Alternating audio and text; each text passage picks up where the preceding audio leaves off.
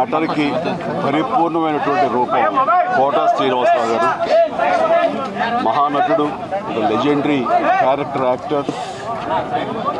మా ఇద్దరి నట ప్రస్థానం కూడా ఒకే సినిమాతో ప్రారంభమైంది, అది ప్రాణం ఖరీదు.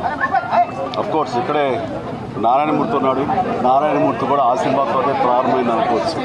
సో సుదీర్ఘమైనటువంటి ఈ నట ప్రస్థానంలో మా అనుబంధం వెనవేస్తుంది. అంతా ఆయనతో నటిస్తున్నప్పుడు తెర మీద ఆయన నటనను చూసి అద్భుతం అనుకోవడం వేరు, వ్యక్తిగతంగా వన్ టు వన్ కూర్చున్నప్పుడు ఆయన చేసే చమత్కారాలు కానీ చెప్పే జోకులు కానీ అవి ఆద్యంతం చాలా ఉత్సాహపరుస్తుంది. అంతే షూటింగ్ ఉందంటే కనుక ఇవాళ కోట శ్రీనివాసరావు గారు ఉన్నారు, ఇవాళ చాలా హుషారుగా బాగుంటుందని ఉత్సాహంతో వెళ్ళేవాళ్ళం. అలాగా ఆయనతోటి ఒక అనుబంధం పెనవేసుకు వెళ్ళింది. ఇక ఆయన చేయలేని క్యారెక్టరు, చేయని క్యారెక్టరు, మాట్లాడని యాస మాండలికాలు లేవనే చెప్పాలి. అంతగా పరిపూర్ణమైనటువంటి నటన.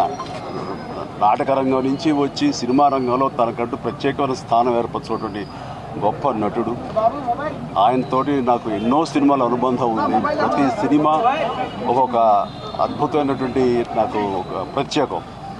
అండ్ అలాంటి మా కోట శ్రీనివాసరావు గారు ఈ రోజున లేరు అనుకోవటం అనేది నిజంగా చాలా తీరైన లోటు.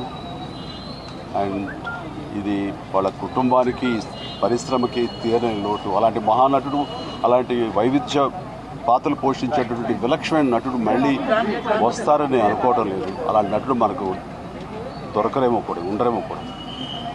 అది ఎవరు పూర్తి చేయటువంటి చాలా భారీ నష్టం పరిశ్రమకి.